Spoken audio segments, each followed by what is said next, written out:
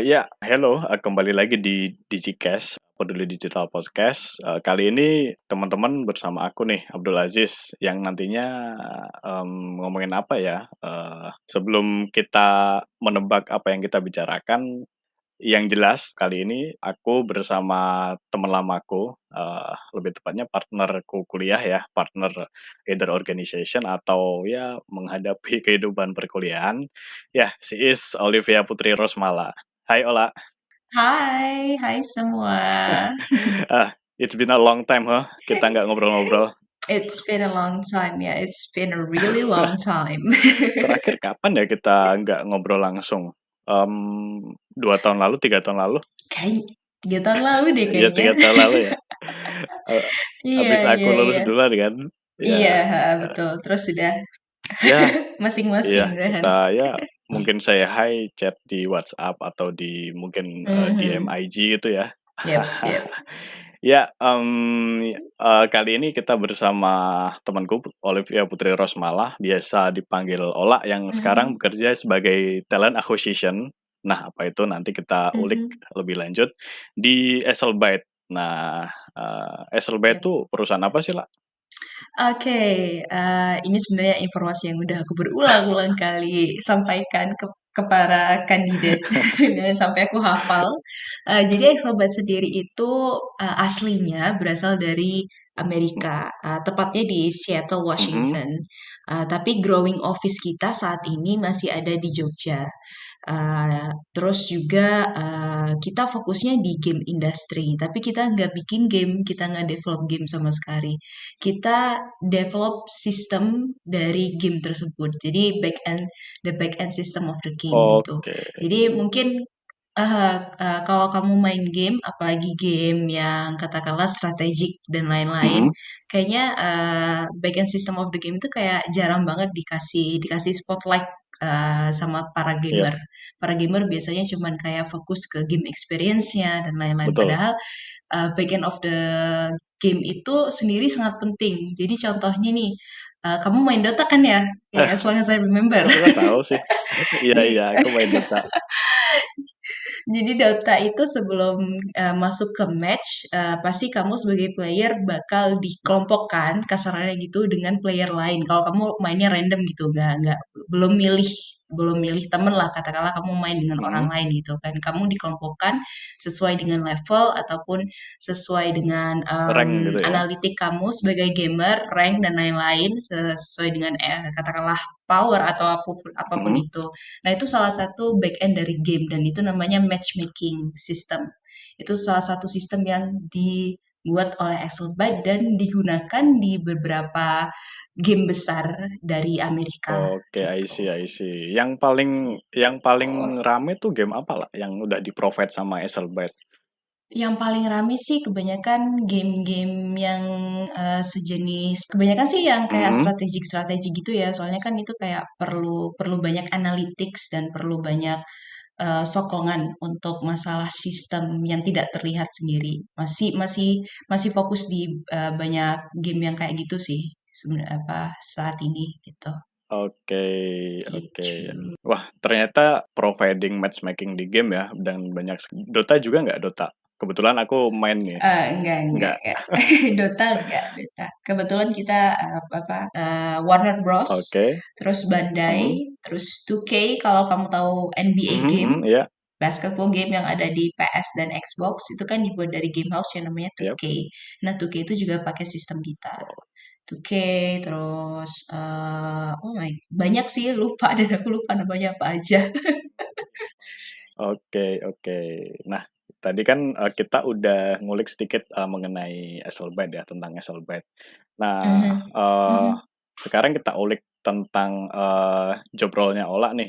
Ola kan ya mungkin oke. beberapa, listener kali ini ya kan yang dengerin kita nggak cuman orang yang udah profesional di bidang, IT kayak gitu. Mhm, Kita ada ya mhm, teman-teman yang, ya basically dari SMA, terus teman-teman yang masih kuliah kayak gitu, yang masih mhm, lulus, mhm, yang ya tujuan kita sharing kali ini ya ngasih, informasi, ngasih awareness ke mereka sih. Nah, talent acquisition itu mhm. ngapain sih, La?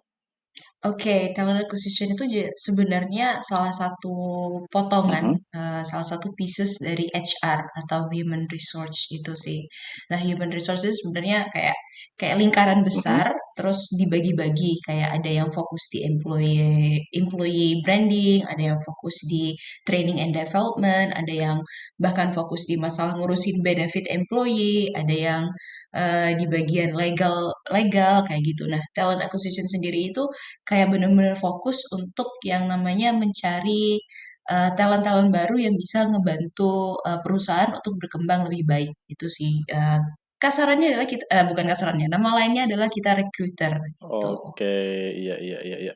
Berarti mulai dari, awal, eee, seeking karyawan baru sampai sampai, Betul, ngadain interview itu yang ngurusin kamu nih?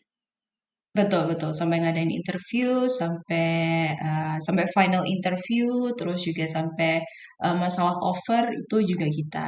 Ya, sampai mereka udah tanda tangan gitu intinya, Udah taken udah tanda kontrak tangan job ya, offer. job offer. Ah, Oke, I see betul. I see I see. Tapi, bedanya sama, sourcing dan headhunting itu apa sih? Kalau sebenarnya kalau dalam segi apa ya, segi pelaksanaannya sih kayak hampir sama aja sih. Mungkin kalau sourcing, kita fokusnya di ATS atau di, apa, application tracking system yang kita pakai, itu sih.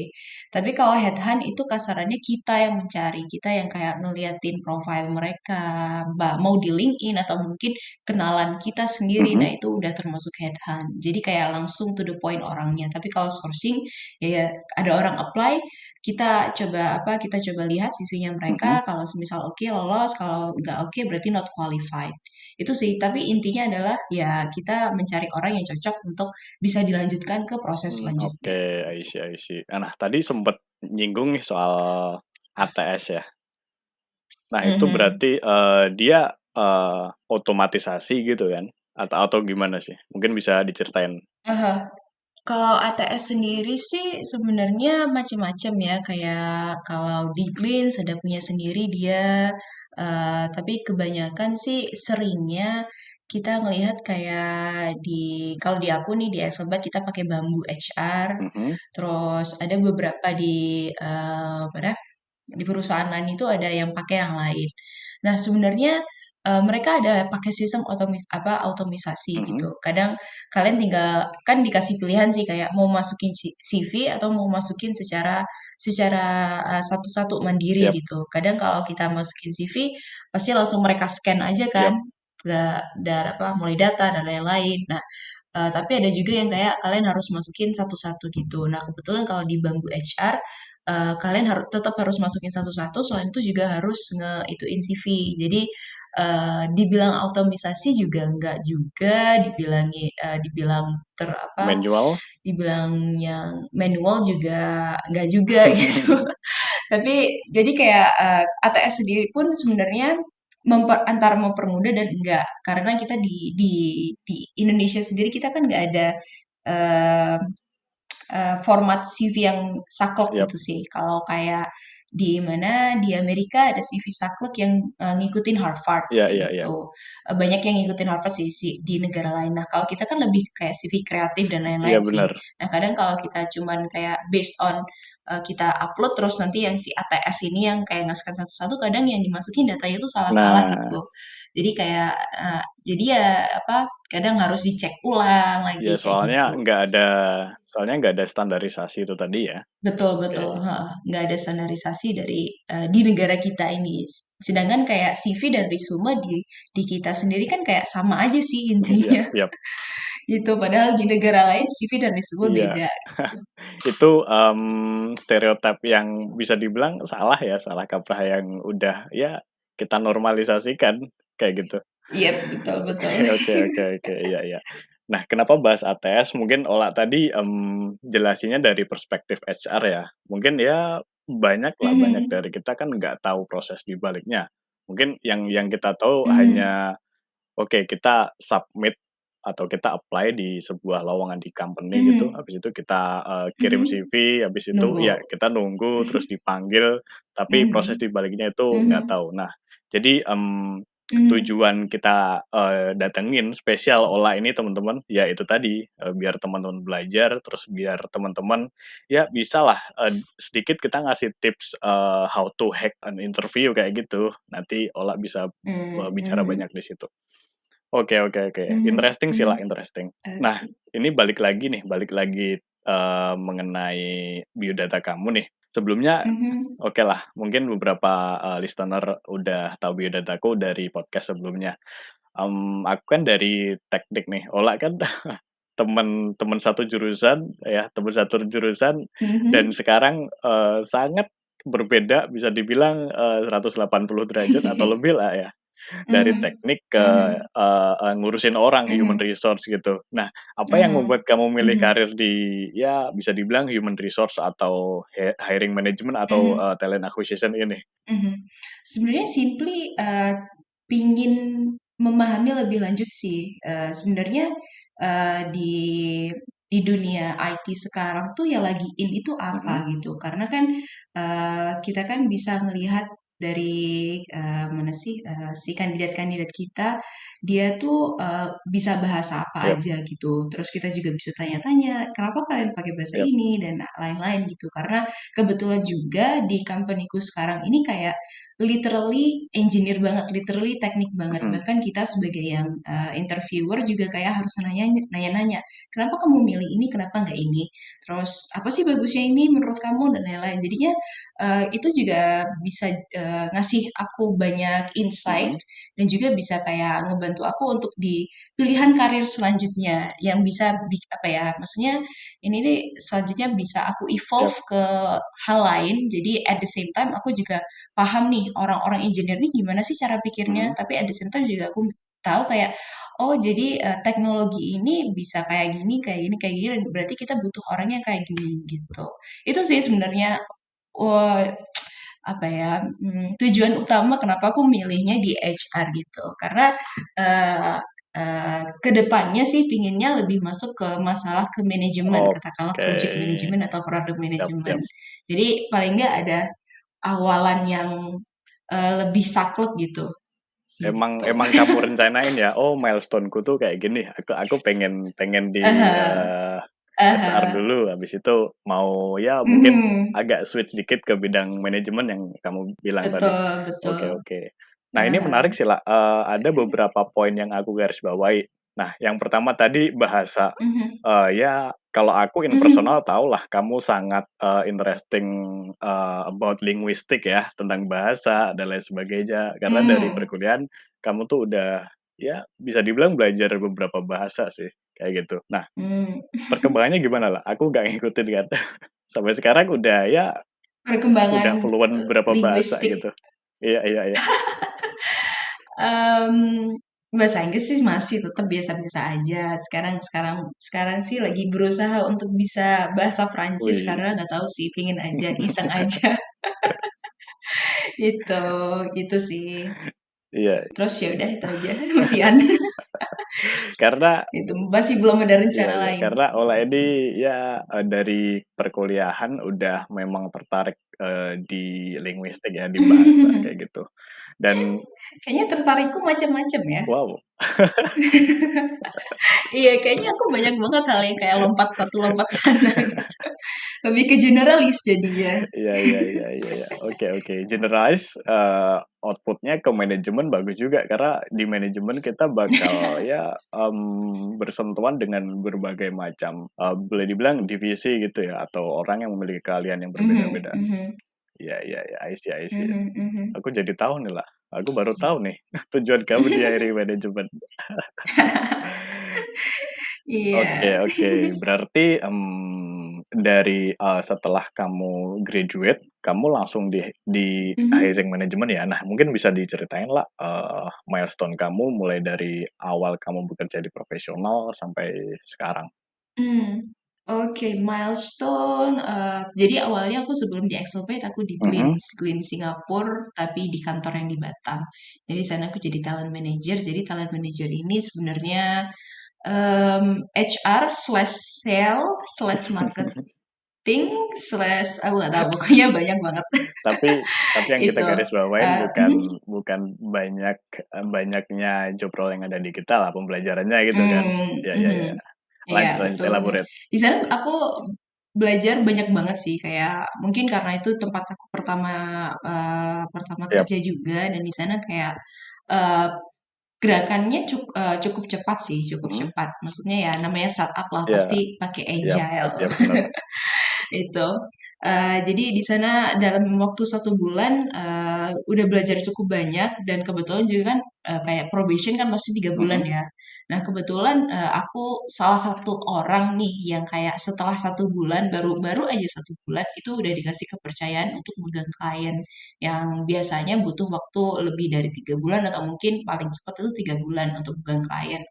Nah, kebetulan aku 1 bulan udah dikasih kepercayaan untuk pegang klien dan klien baru dan juga klien yang cukup impactful di Glenn sendiri gitu.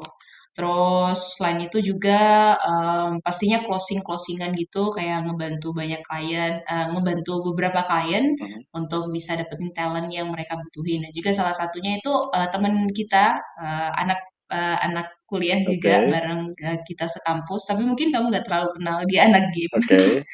Itu juga salah satu, bahasanya apa ya, talent-ku yang aku bantu untuk kerja di perusahaan Singapura, salah satu perusahaan Iya Singapura, iya iya. seperti itu. Eee, Terus, Mas atau Mbak tuh? Cewek atau cowok tuh?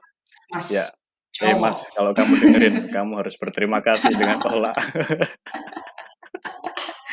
Itu. Oke oke. Terus, jadi aku sebenarnya di sana cukup bentar, karena aku juga salah satu orang yang terdampak layoff, Oke. gitu. Jadi kayak aku sampai di sana itu pertengahan April. Setelah pertengahan April, di-layoff, ya udah aku balik lagi ke Surabaya, gitu. Setelah ya itu sih, jadi, selama di Surabaya, nyoba-nyoba apply tapi nggak terlalu Mhm. intens, karena juga persiapan untuk pindah ke Lampung, Wah, eee, emang iya. emang, family vacation atau emang udah menetap di sana atau gimana nih? Menetap menetap Oke. menetap. Udah hampir 1 tahun di Lampung sekarang. Waduh, siap siap. Gitu, terus, masih masih berusaha untuk mencari kerja, katakanlah mungkin kayak waktu tungguku 5 bulan setelah Mhm dari Glints. Terus, kebetulan di Exobat sendiri ada kenalanku, maksudnya kayak ex Glints juga, mhm dan dulu aku pernah ngebantu dia untuk aku kebetulan sebelum, dapet full time lagi, mhm. aku itu, apa, kayak buka Apa tuh? freelance, paraphrasing paper Oke. freelance paraphrasing paper untuk orang-orang, katakanlah S2 atau mungkin mereka mau apply S2, terus juga mau bikin jurnal dan lain-lain dan harus diubah ke bahasa Inggris atau mungkin harus dicek bahasa Inggrisnya. Mmm, Dan kebetulan dia salah satu orang yang waktu itu dia mau apply S2 gitu. Jadi aku yang ngecek, klienmu nih berarti? essay dia betul, dan juga anak ex-Glints gitu. Oke. Terus, dia rupanya di sana, barusan aja jadi lead talent Mhm. acquisition dan dia lagi butuh orang gitu untuk ngebantu di tim, talent acquisition sendiri. Ya udah aku coba dan kebetulan diterima dan akhirnya sampai sekarang pun di Exobat. Wah, iya iya iya iya Itu, iya. Ya itu mungkin, itu sih. jadi ya bisa dibilang kado lah ya, kado setelah, ada ya sebelumnya ada something, ada layoff gitu. Dan ya Betul betul betul. karena pada akhirnya segala sesuatu tuh pastilah, Tuhan merencanakan hal yang baik untuk kita gitu kan. Iya iya Iya iya iya iya iya. iya, oke lah. Oke, tadi udah, bahas milestone-nya Ola, sangat Mhm, interesting sekali dan mungkin ya bisa menjadi ya inspire ke teman-teman sekalian kayak gitu. Nah, Ola kebetulan kan dapat job yang terakhir yang di Eselbyte kan pada saat pandemi nih. mhm, Ola di mhm, talent acquisition, ngalamin dari perspektif talent acquisition di mana nge-hire orang, terus, ngadain betul. interview, nyeleksi orang, dan lain Mhm sebagainya. mhm, Dan juga Ola mhm, ngalami orang mhm. yang ya menjadi job seeker di masa pandemi. Nah, ini aku mau tanyalah, Betul betul. mengenai rekrutmen juga. Nah, rekrutmen Mhm. saat pandemi menurut Ola gimana sih? Mungkin bisa ya dibandingin sama rekrutmen sebelum pandemi. kayak gitu? Oke, pastinya lebih efektif ya, karena semuanya online, itu sih. Dan aku ngeliatnya lebih Mhm, efektif dan juga less cost yang harus dikeluarkan oleh si job seeker mhm, ini. Karena kan kadang kayak kalian harus datang ke kantornya, katakanlah kantornya ada di Jakarta dan kalian ada di Surabaya, jadi harus ke yap, sana. Dan karena gara-gara pandemi ini, mungkin bisa jadi nilai plus yang bisa dilanjutkan sampai seterusnya. Kita semuanya online jadinya, bahkan untuk tes pun online dan lain-lain. Dan di sini kita juga akhirnya bisa lebih ngeliat nih mana sih kandidat yang bener-bener spend time dan bener-bener niat untuk bisa dapetin job di tempat ini yap, gitu. Karena kan katakanlah tech test sendiri ataupun tes tes technical sendiri kan pasti take take beberapa hari dan itu mhm, kayak butuh preparation gitu butuh ya? dedikasi yang tinggi banget, dedikasi yang tinggi banget dari si kandidat yang at the same time juga ada full time job. Jadi semisal emang dia niat pasti dikerjain Yap, gitu. Dan itu juga ngebantu banget untuk menyeleksi orang-orang yang awalnya cuma kayak nyoba-nyoba aja gitu. Itu sih sebenarnya perbedaannya dari yang dulu banyak yang tetap harus ke kantor mhm, mhm, offline, harus ke daerah si kantor itu. Sekarang semuanya bisa online. Kalian literally bisa interview dari mana aja. Kayak salah satu contoh kandidatku kebetulan dia barusan lulus S2 di New Zealand mhm. dan kita interview dia secara online. Maksudnya dia masih di New Zealand dan kita Itu di orang sini Indo kayak tuh, cuman orang Indo? orang Oke, Indo, orang Indo. Dan kita cuman kayak nyamain waktu aja gitu. Dan ya enaknya itu sih, jadi kayak kita bisa, apa ya, kita bisa nge-explore kandidat yang mungkin dia lagi di luar negeri barusan selesai S2 mhm, atau mungkin dia lagi kerja di luar negeri tapi pengen pulang ke Indonesia. oke, Dan dia pun nggak harus ngabisin uang gitu yap. loh untuk bisa interview Jadi aja biasanya gitu. kan kita nge-print gitu ya, nge-print CV berlembar-lembar gitu kan, terus Betul, detail betul, detail betul, apa, betul. Itu ini itu, juga kayak gitu. serba Yap, digital. dan tentunya fleksibel ya Gitu. lah, dari sisi fleksibilitas, enak Betul. di kamu, enak di kandidat juga gitu kan ya. Betul banget, Nah, mhm. biasanya kan waktu interview kalau misalkan kita bedain sama sebelum pandemi nih, kita datang, misalkan aku Mhm, nih, act mhm, as job seeker nih, aku dipanggil interview, mhm, aku dandan rapi nih, mhm, pakai pakaian yang, mhm, sopan, let's say pakai kemeja, jas, kayak gitu. mhm, Nah, kalau mhm, misalkan interview mhm. saat ya bisa dibilang sekarang kan kamu teleconference kan, kamu, misalkan, Yep. let's say Zoom, terus, Google Meet kayak Mhm, gitu. mhm, Nah, mhm. kandidat-kandidat tuh, doing same thing kayak offline gitu nggak sih? Mereka berpakaian rapi, terus kayak gimana, kayak gitu? Kalau mereka emang on Mhm, cam, mereka seringnya berpakaian rapi oke, sih, kayak pastinya mereka pengen menunjukkan kalau, "Oh, saya niat nih," yap, gitu. Tapi, kebetulan juga di kita nggak terlalu memaksakan untuk on cam. Karena kan, katakanlah kita ada dia dan kita juga pasti ada keterbatasan yap, bandwidth. yap, yap, betul. Kita balik lagi tuh ke apa, ke beberapa hal yang mungkin jadi Mhm, mhm, obstacle, yaitu internet gitu. Jadi kayak kita, semisal nih kalau, dia hidupin kamera, oke, nggak apa-apa, kalau dia nggak hidupin juga nggak apa-apa. Jadi sebenarnya kita sekarang nggak terlalu fokus untuk yap, tampilannya, tapi lebih fokus ke kayak gimana sih dia present diri dia dalam bentuk suara mhm, aja. mhm.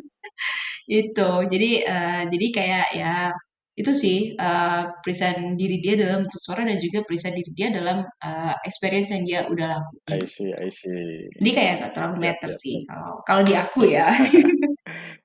Soalnya itu Gitu. dibalikin sama culture company-nya juga ya, kayak gitu. Betul, betul, betul, Iya, betul.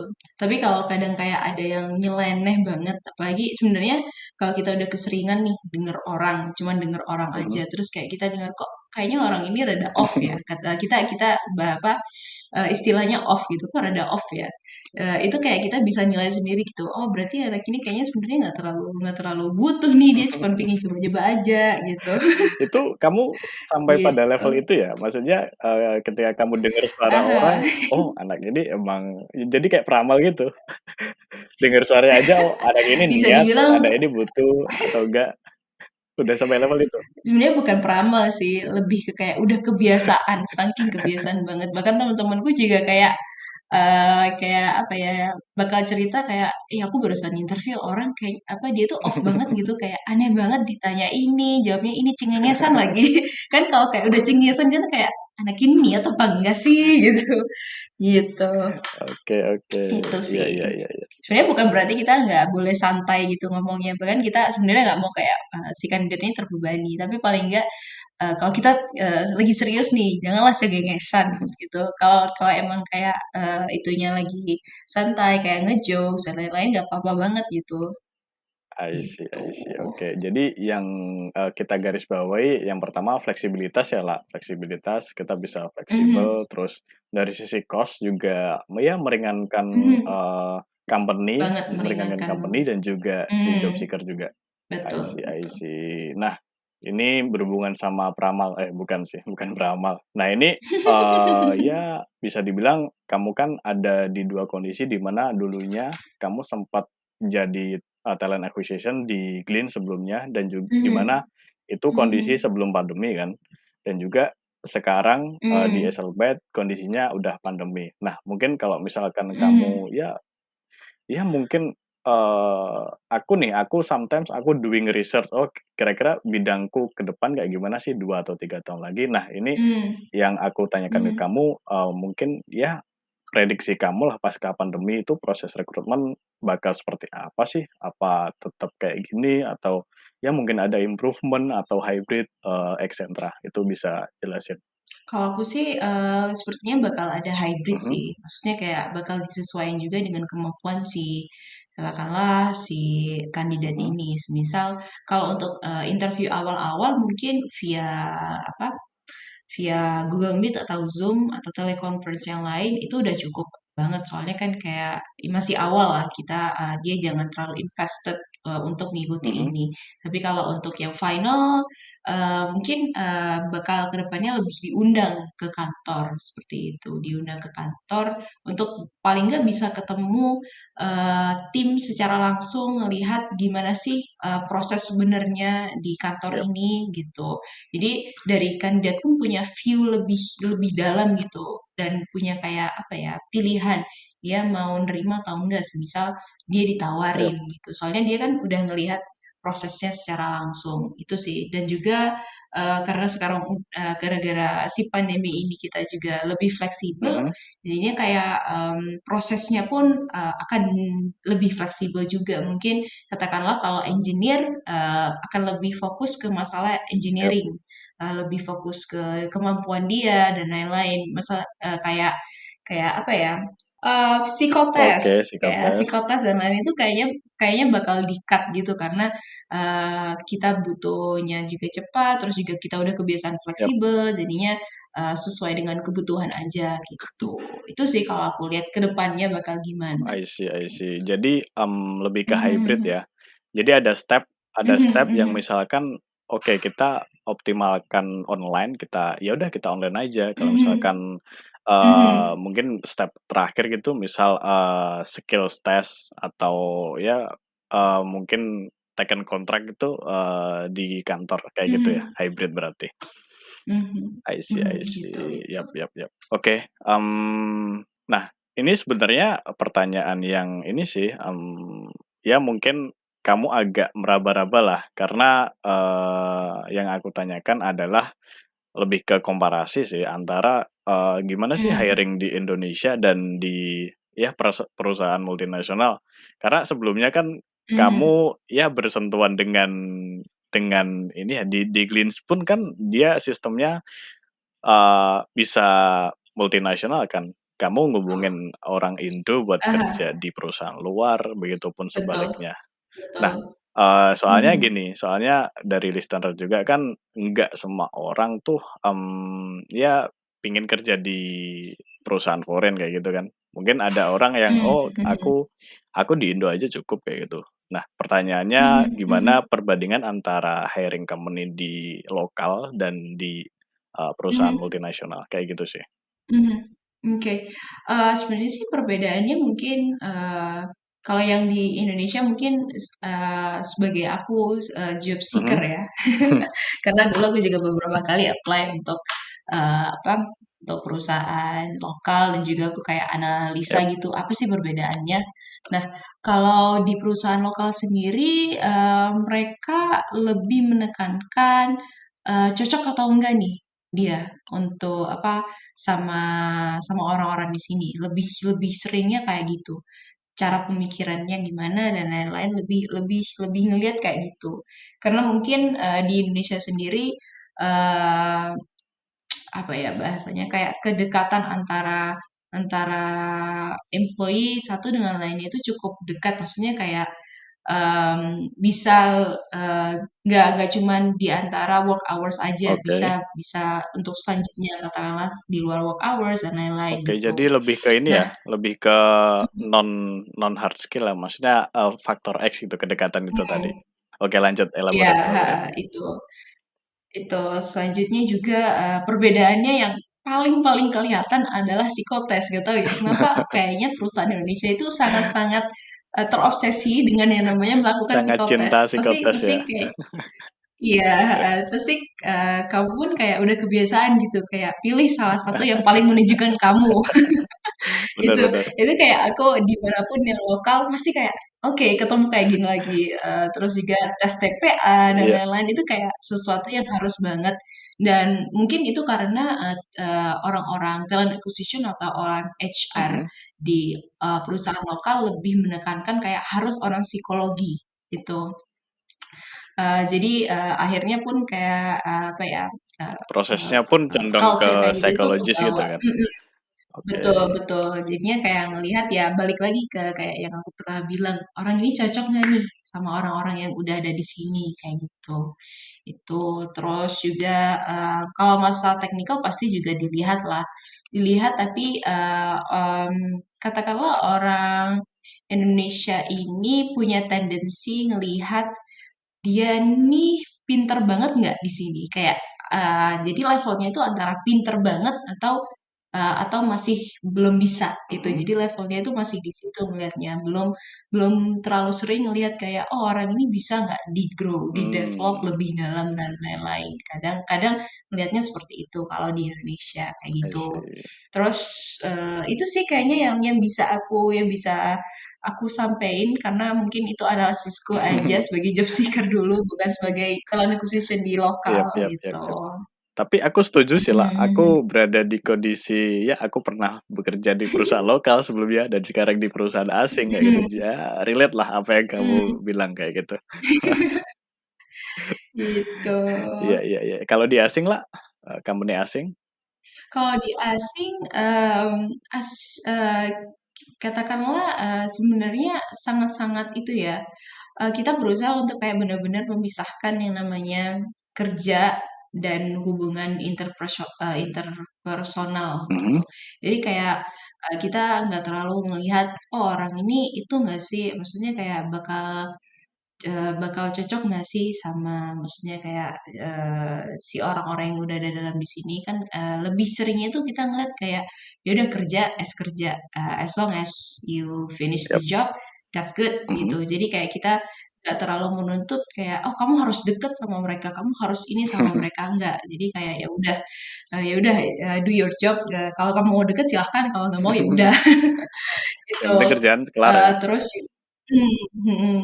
yang penting kerjaan kelar, itulah intinya. Nah, terus juga, bisa dibilang, lebih lebih fleksibel sih kalau aku lihat ya, lebih fleksibel, lebih kayak lagi nyari orang programmer gitu, Mhm. lagi nyari programmer, ya udah yang dibahas udah programming itu aja, kayak nggak ada ngebahas lain itu nggak ada.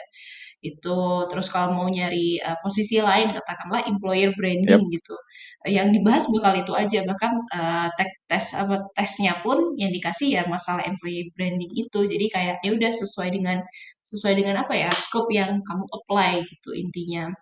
Terus juga, apalagi ya, pastinya bahasa sih. Mhm. Kalau di lokal pasti kan, nggak dituntut harus bisa bahasa Yap. Inggris seringnya, seperti itu. Kecuali kalau, memang di perusahaan lokal tersebut udah banyak orang luar negeri, katakanlah kayak di Gojek sendiri kan udah banyak Yap. orang Bangalore kan, ada orang Ya Pakistan let's see, gitu. Nah tapi company-company mhm, startup lah, itu kan banyak orang yang betul, cross heeh. nation gitu. Itu. Tapi kalau yang kayak di asing, bahasa Inggris itu suatu hal yang sangat dibutuhkan. Karena, eee, suatu company yang bisa dibilang dia company asing itu antara antara dia punya employee dari luar Mhm. negeri, atau dia kliennya hanya orang luar negeri, atau, baik employee dan kliennya orang luar negeri. Jadi kayak, itu sih perbedaan yang paling itu, yaitu harus bisa ya bahasa Inggris lah katakanlah kayak gitu, bukan di mana harus fluent banget, tapi paling enggak, kalau ditanya bisa ngejawab dan paham pertanyaannya dan, berusaha untuk selalu pakai bahasa Inggris. Intinya itu sih, nggak harus fluent I banget. Itu see. juga perbedaannya. Selain itu juga, eee eee eee, nggak ribet sih kalau aku ngelihatnya nggak ribet. Gimana tuh? Nggak ribet intinya itu, nggak ribet ya, seperti yang aku bilang, katakanlah, kayak aku di quiz dulu nih, Mhm. kayak, dijadwalin interview untuk yang pertama hari ini jam segini, Yap. udah susah lolos langsung kayak hari itu juga langsung dibilangin, kayak nggak nunggu-nunggu gitu, Nggak kayak nunggu nggak 2 nunggu-nunggu. minggu lah, 2 minggu lagi ya Nggak tunggu nunggu 2 kabar. minggu, heeh, betul. Kalau nggak ada email Itu berarti jadi nggak kayak lolos. mhm, gitu. Jadi kalau di kita pun kebetulan kalau nggak lolos, kita tetap email gitu. Itu sih, yang enaknya Oke, gitu. I see I see I see. Berarti ya Mhm. ya kita itu rahasia publik lah. Eee, company lokal kan menyesuaikan dengan ya bisa dibilang culture ya, orang Indonesia kan Betul betul. Mhm. Sangat ya sopan sekali dan di mana kalau misalkan orang Iya. psikologis, benturin dengan bidang profesional, mereka lihatnya, "Oh orang ini bisa nge-blend nggak sih sama tim ini? Oh orang ini bisa Mmm, match nggak sih sama tim ini?" Kayak gitu ya. Kalau asing kan based mhm, on ya orientasinya ke hasil, yang penting kerjaannya kelar, kayak gitu kan. mhm, I betul, see I mhm, see. Yap yap yap yap, gitu. interesting lah. Oke, see ya on the next part.